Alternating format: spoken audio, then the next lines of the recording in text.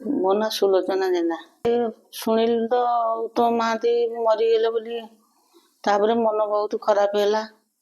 ଆଉ ଭାରି ଦୁଃଖ ଲାଗିଲା, କାହିଁକିନା ଆମ ଇଏ ବେଳୁ ଆମେ ତାଙ୍କ ଫିଲ୍ମ ଦେଖି ଆସୁଥିଲୁ। ଆଉ ତାଙ୍କ ଫିଲ୍ମ ଆମକୁ ଭାରି ଭଲ ଲାଗେ। ଆଉ ତାପରେ କାଲି ଦିନ ସାରା ବି ସେଠି ମୁଁ ଟିଭି ଖୋଲିକି ସେମିତି ଦେଖୁଛି। ଆଉ ପିଲାମାନେ ଡାକିଲେ ଆସ ଖାଇବ, ମୁଁ କହିଲି ନା। ଆଉ ତାଙ୍କ ଫିଲ୍ମ ଦେଖିକି ଗୋଟେ ନିଜ ମଣିଷ ଭଳିଆ ଆମକୁ ଲାଗେ। ନାଇଁ ତାଙ୍କ ସବୁ ସଂସ୍କାର ହେବ 4ଟା ବେଳକୁ ବୋଲି ମୁଁ ଶୁଣିଛି ଟିଭିରେ, ସଂସ୍କାର ସରୁ। ଆଉ ତାଙ୍କର ଭଲ ଲାଗେ, ତାଙ୍କ ଫିଲ୍ମଟା, ତାଙ୍କ ଷ୍ଟୋରି ଭଲ ଲାଗେ। ଆଉ ତାଙ୍କୁ ସେ ଭୁଲି ହେଉନି ନା ଭୁଲି ହେବନି ବି ସେତେ। ଆଉ ଏତେ ତାଙ୍କର ମାନେ ତାଙ୍କ ଷ୍ଟୋରି, ତାଙ୍କ ଆକ୍ଟିଂ, ତାଙ୍କ ଇଏ ଏରା ସବୁ ମନ ଭିତରେ, ସବୁ ଫିଲ୍ମ ତାଙ୍କର ମୁଁ ଦେଖିଛି। ରାମାୟଣଠୁ ଆଉ ଦଣ୍ଡାବାଳୁଙ୍ଗା, ଫୁଲଚନ୍ଦନ, ଆଉ ଏମିତି ବହୁତ ଫିଲ୍ମ ତାଙ୍କର ଦେଖିଛି ସବୁ। ଉଦନ୍ତୀ ସୀତାର ଯେଉଁ ଘଟଣାଟା ଘଟିଥିଲା ତାଙ୍କ ଫିଲ୍ମରେ, ସେଇଭଳିଆ ଘଟଣାଟା କାଲି ଘଟିଲା। କିନ୍ତୁ ସେଇଟାକୁ ଆମେ ଫିଲ୍ମ ଦିହରେ ସବୁ ଦେଖିଲୁ, ଏଇଭଳିଆ ଏମିତି ହେଲା ବୋଲି। ଆଉ ସେଇଟା କ'ଣ ଦେଖିଲୁ? ତାଙ୍କର ଶବଟା ଥୁଆ ହେଇଛି, ଆଉ ତାଙ୍କ ସ୍ତ୍ରୀ ଘର ଭିତରେ କେତେବେଳେ କ'ଣ ହେଲେ, ସେଇଟା ନହେଲେ ସେଇଭଳିଆ ଘଟଣାଟା ଘଟିଲା।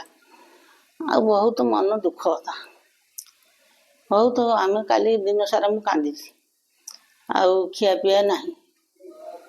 ଆଉ ନିଜର ମଣିଷଟା ମଲେ ବି ଏତେ ବାଧିବନି, ତାଙ୍କ କଥା ଶୁଣିକି ମୋତେ ଏତେ ବାଧିଛି। ମୁଁ ଦିନ ସାରା ସେମିତି ଗୋଟେ ଜାଗାରେ ବସି ତାଙ୍କୁ ଦେଖୁଛି।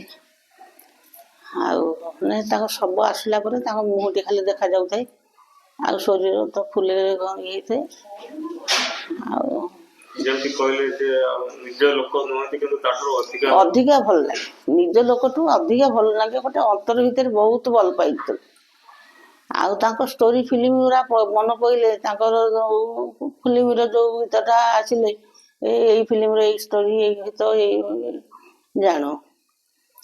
ଆଉ କେତେ ବୟସରୁ ଆପଣ ଫିଲ୍ମ ଦେଖିବା ଆରମ୍ଭ କରିଥିଲେ? ମୋର 2 ମାସର ପିଲା ହେଇଥିବ, ମୁଁ କାନ୍ଧରେ ପକେଇ ଘରେ ପଛେ କଳି ଝଗଡ଼ା ଯାହା ଲାଗୁ, ଯାହା ଘରେ ଅଳ୍ପ ବହୁତ ଖିଆପିଆ ହଉ, ମୁଁ କାନ୍ଧରେ ପକେଇ ଏଇ ବଙ୍ଗାଳୀ ସେଇ ବାଟେ ଶ୍ରିୟା ହଲ, ଶ୍ରୁତି hall, Keshari hall, Ekambar hall, ଯେଉଁ ଫିଲ୍ମ ତାଙ୍କର ପଡ଼ିଥିବ, ଆଉ ରାଜା ହଲକୁ ବି ପଳାଏ।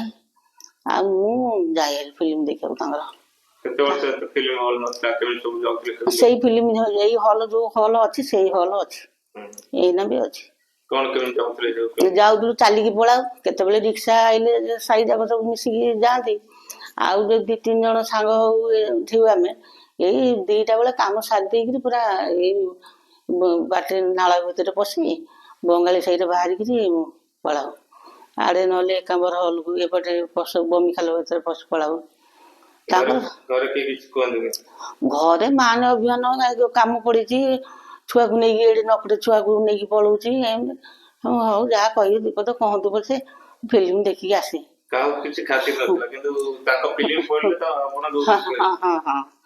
ତାଙ୍କ ଫିଲ୍ମ ଶୁଣିଲେ ମୁଁ ପଳାଏ। ଘରେ ବିପଦ ଶୋଧିବେ, ଗାଳି ଦେବେ, ଏ କାମ ପଡ଼ିଛି ଆଇଲେ କରିବି। ଆଉ ଏଇଭଳିଆ ଏମିତି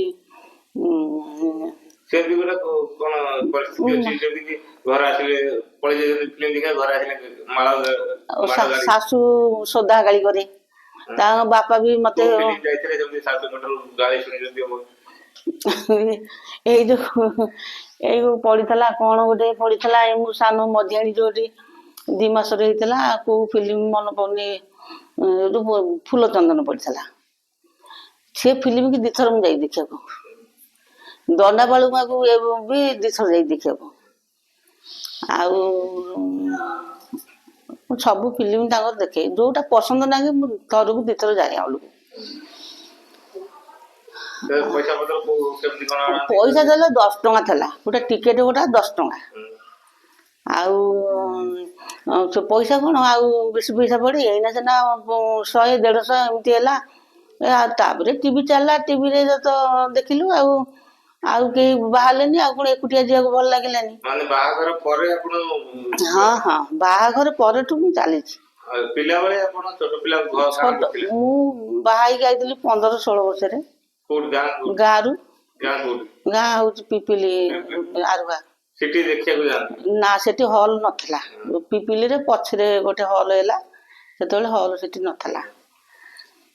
ତ ଶାଶୁଘରକୁ ଆସିଲା ପରେ ଆପଣଙ୍କର ବର ଆଉ ଯେମିତି କହୁଥିଲେ ଶାଶୁ କହୁଥିବେ ବୁଦଣ୍ଡି ବୋଉଟା କିଏ କହୁଥିବେ ଯେମିତି କିଛି ଗାଳି। ସିଏ କଣ ଗାଳି ମନ୍ଦ କରନ୍ତି, କହନ୍ତି ଏ କାମ ଧନ୍ଦା ପକେଇ ଦେଇ ତାର ଭାରି ଫାଜିଲି ମୋ ବଢିଆ ଆଉ ସବୁ ଫିଲ୍ମ ଦେଖିବାକୁ ଯାଉଛି। ଥରେ ଶାଶୁକୁ ଥରେ ପଡ଼ିଥିଲା କଣ ଏ ନାଗପଞ୍ଚମୀ ପଡ଼ିଥିଲା। ମୁଁ କହିଲି ବୋଉ ତମେ କାହିଁକି ମନ ଦୁଃଖ କରୁଛ, ଆସିଲ ହଲକୁ ଥରେ ଯିବା, ଆଉ ତମେ ଫିଲ୍ମ ଦେଖିଲେ ଜାଣିବ। ତା ଶାଶୁକୁ ଥରେ ଧରିକି ରିକ୍ସାରେ ବସି ପଳେଇଲୁ, ଆଉ ସବୁ ସାହିରେ ସବୁ ଗଲେ। ଆଉ ସେ ସେଇଠୁ ଦେଖିଲେ, କହିଲେ ନାଇଁ ବି ଯୋଉ ଫିଲ୍ମ ଦେଖିବାକୁ ଭଲ ଲାଗୁଛି। ଆଉ ତାପରେ ବୁଝିଲେ ହଉ ସେ ଯାଉନ୍ତି ତ ସମସ୍ତେ ଯାଉନ୍ତି, ଯାଉ କୁଆଡ଼େ ତ ଯାଉନି ଆସୁନି ଯାଉ, ସହଯୋଗ କରନ୍ତି। କେତେବେଳେ ମୁଣ୍ଡ ଠିକ୍ ନଥିଲେ ସୋଦାଗାଳି କରନ୍ତି, କିଏ ସୋଦାଗାଳି କଥା ପଚାରୁଛି, ଫିଲ୍ମ ଦେଖି ସାରି ଆସେ। ଆଉ ଭଲ ମଣିଷ, ଉତ୍ତମ ମହାନ୍ତି ଭଳିଆ ମଣିଷ ଯେତେ ହିରୋ ଥିଲେ ବି ସହିତେ ଉତ୍ତମ ମହାନ୍ତି ଭଳିଆ ହିରୋଠୁ କମ୍ ସବୁ। ଆଉ ତାଙ୍କ ଷ୍ଟୋରି, ତାଙ୍କ ଆକ୍ଟିଂ, ତାଙ୍କର ସବୁ ସେଇଟା ଅଲଗା। ତାଙ୍କ ପୁଅ ବି ବାବୁସାନ ହେଇପାରିବନି, ତାଙ୍କ ଜାଗା ନେଇପାରିବନି, ଆଉ ତାଙ୍କ ଜାଗା କେହି ନେଇପାରିବେନି। ଏଇଆ ଜାଣି ଶୁଣିକିରି ମଦ ଖାଇକିରି ଜୀବନ ନଷ୍ଟ କରିଦେଲେ ସବୁ। ଆଉ ଫିଲ୍ମରେ ଭଲ ଭଲ ହିରୋ ଆଉ ଭଲ ଭଲ ଯାହା ତାଙ୍କ ନାଁ ପଡିଥିଲା ସେ ସମସ୍ତେ ଚାଲିଗଲେ। ଆଉ ଯେମିତି ଇଏ କହିଲା ଭଳିଆ ଯୋଉ ଧାନ ପଳେଇଲେ ଅଗାଡ଼ି ରହିଲେ, ସେଇଭଳିଆ ଇଏ ସବୁ ଅଗାଡ଼ିରେ ଅଛନ୍ତି ନା, ଆଉ ତାଙ୍କ ଭଳିଆ କଣ ହେବେ? ସିଏ ସବୁ ଘରର ଷ୍ଟୋରି। ଆଉ ଉତ୍ତମ ମହାନ୍ତିଙ୍କର କୋଉ କ୍ୟାରେକ୍ଟର ଫିଲ୍ମରେ ଯୋଉ ଆସନ୍ତି, ବିଭିନ୍ନ କ୍ୟାରେକ୍ଟର ତ ହିରୋ ତ ହଁ ଆସନ୍ତି, କୋଉ ଯେମିତି ଘରୋଇ ହେଲା କି ସାପ ହେଲା କି ଏମିତି କୋଉ କ୍ୟାରେକ୍ଟର, ଆଉ ତାଙ୍କ ସହିତ ଯୋଉ ହିରୋଇନ ମାନେ ଆସନ୍ତି, ଅପରାଜିତା ତ ବହୁତ ଫିଲ୍ମ କରିଛନ୍ତି, ତାଙ୍କ ଛଡା ଆଉ କୋଉ ହିରୋଇନ କି ଆପଣ ଇଏ କରନ୍ତି? ଆଉ କୋଉ ସେଇ ମହେଶତା ତାଙ୍କ ଇଏରେ ଆସେ। ଆଉ ଯୋଉ ସେ ଯୋଉ ତାଙ୍କ ନାଁ ମନେ ପଡୁନି, ତାଙ୍କ ଇଏରେ ଆସେ। ନହେଲେ ତାଙ୍କର ତ ଅପରିଚିତା ବହୁତ ତାଙ୍କ ସବୁ ଫିଲ୍ମରେ।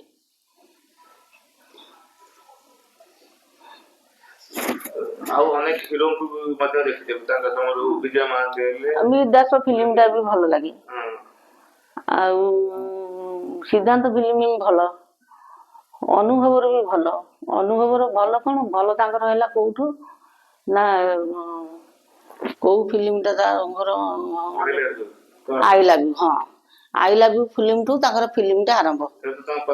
ହଁ ପ୍ରଥମ ଫିଲ୍ମ। ଆଉ ନହେଲେ ସେ ତ ଗୀତରେ ସବୁ ଥିଲେ, ଆଲବମ୍ ଥିଲେ। ଆଉ ଯେତେବେଳେ ଫିଲ୍ମ ଷ୍ଟାର ମାନଙ୍କ ବିଷୟରେ ସବୁ ଚର୍ଚ୍ଚା ହୁଏ, ଏବେ ସବୁ ଯେମିତି ଅନୁଭବ କଥା ଚର୍ଚ୍ଚା ହଉଛି, ଆପଣ ପିଲାବେଳେ ଯଦି କହୁଛନ୍ତି ଉତ୍ତମ ମହାନ୍ତି, କଣ ସବୁ ତାଙ୍କର ଚର୍ଚ୍ଚା ହୁଏ ଶୁଣନ୍ତି? ଚର୍ଚ୍ଚା ତାଙ୍କର ତ ଭଲକୁ ତ ଭଲ ସମସ୍ତେ କହନ୍ତି, ସବୁଥିରେ ସବୁ କ୍ଷେତ୍ରରେ ଭଲ କହନ୍ତି ତାକୁ। ଆଉ ଆଉ କଣ ଆଜ୍ଞା, ମୁଁ ସେ ଆଉ ତାଙ୍କ ଷ୍ଟୋରି ସବୁ ଜାଣିଛୁ, ମନ ଭିତରେ ରହିଛି, ସେରା କଣ ମୁଁ କିଛି କହିପାରୁଛି?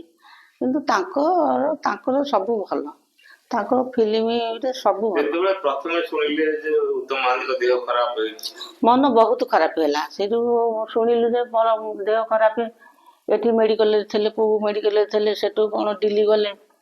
ଆଉ ସେଇଠୁ ମନ ଟିକେ ବହୁତ ଦୁଃଖ ଥିଲା। କଣ ଭାବୁଥିଲେ କିନ୍ତୁ ଭଲ ଫେରି ଆସନ୍ତୁ, ଆସିକି ଆଉ ଥରେ ଫିଲ୍ମ କରନ୍ତୁ, ତାଙ୍କ ଆଗ ଭଳିଆ ତାଙ୍କର ଇଏ ଥାଉ, ଆମେ ତାଙ୍କୁ ପରଦାରେ ଦେଖୁ, ଏଇଭଳିଆ ଭାବୁ। ତାପରେ ତ ପରଦିନ ରାତିରେ ମରିଗଲେ ବୋଲି ଶୁଣିଲୁ। କାଲି ଦିନ ଯାକ ତ ସେଇ ଟିଭି ଖୋଲିକି ମୁଁ ବସି ଦେଖୁଛି, ତାଙ୍କର ସବୁ ଶୁଣୁଛି। ତାପରେ ପିଲାମାନେ ଖାଇବାକୁ ଡାକିଲେ, ମୁଁ କହିଲି ନାଇଁ ମୁଁ ଆଜି ଖାଇବିନି, ବସିକି ସେମିତି କାନ୍ଦୁଥିଲି। ତାପରେ ଶୁଣିଲି ଟିଭିରେ 4ଟା ବେଳକୁ ଶବ ସଂସ୍କାର ହବ। ଆମେ କହିଲି ମୁଁ 4ଟା ବେଳେ ଯାଏଁ ମୁଁ ଏଠି ବସିବି। ତାପରେ 4ଟା ବେଳେ ଯାଏଁ ବସିଲି, ଶବ ସଂସ୍କାର ହେଲା। ଆଉ ତାଙ୍କର ମୁଖା ଅଗ୍ନି ହେଲା, ସବୁ ବସିକି ଦେଖୁଛି ଏଠି। କଣ କହିବେ ଲାଟୁ ଯୋଉମାନେ ଉତ୍ତମ ଫ୍ୟାନ ମାନେ ଅଛନ୍ତି, କଣ କହିବେ ଆପଣଙ୍କ ଭଳି ଯୋଉମାନେ ଫ୍ୟାନ ଅଛନ୍ତି, ତାଙ୍କର ପ୍ରଶଂସକ ଅଛନ୍ତି, ସେମାନେ କଣ କହିବେ?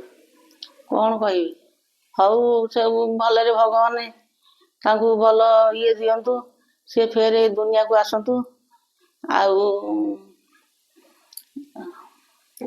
ଦୁନିଆକୁ ଆସିଲେ ଆଉ କ'ଣ ଆଉ ଆମେ କ'ଣ ଆଉ ତାଙ୍କୁ ଦେଖିବୁ ନା ସିଏ ଆଉ ଆଉ କାହାକୁ ଦେଖିବେ? ସିଏ କୋଉ ରୂପରେ କୋଉ ଇଏରେ ଆସିବେ କ'ଣ ସେଟା କିଏ ପଚାରୁଛି? ଏଇନା ତ ଯିଏ ଦେଖୁଛୁ ଚାହୁଁଛୁ ଯାହା ପାଖରେ ଦେଖୁଥିଲୁ ଯାହା ପାଖରେ ଧର ତାଙ୍କ ପାଖେ ଆମେ ଚଳିନୁ, ଚଳିଲା ଭଳିଆ ଆମେ ସେଗୁଡ଼ା ସବୁ ଷ୍ଟୋରି ଦେଖୁଥିଲୁ। ଆଉ କ'ଣ ସେଟା ଦେଖି ହବ ନା ଆଉ ଜାଣି ହବ? ସିଏ କୋଉ ରୂପରେ କେମିତି ଆସିବେ?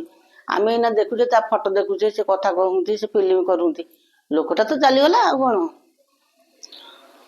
ଆଉ ଯାହା ଭାବିଲେ ଆଉ କ'ଣ ହବ? ଆଉ କିଛି ଭାବିଲେ ନାହିଁ, ମରିଗଲେ ତ ମରିଗଲେ। ଆଉ ସେ ବଞ୍ଚିକି ରହିଲେ ବୋଲି ଏଇଆ କ'ଣ ତାଙ୍କ ଫିଲ୍ମ ଦେଖିବା, ତାଙ୍କ ଷ୍ଟୋରି ଦେଖିବା, ସେଇ କଥା ମନେ ପଡ଼ିବ। କିନ୍ତୁ ଉତ୍ତମ ମହାନ୍ତିର ଏ ଫିଲ୍ମ, ଉତ୍ତମ ମହାନ୍ତିର ଏ ଚାଲି, ଉତ୍ତମ ମହାନ୍ତିର ଏ କଥା କୁହା, ଉତ୍ତମ ମହାନ୍ତିର ଖାଇବା, କିନ୍ତୁ ଦେଖିବା ଆଉ କ'ଣ ଉତ୍ତମ ମହାନ୍ତି ଆଉ ବଞ୍ଚିକି ରହିଲେ?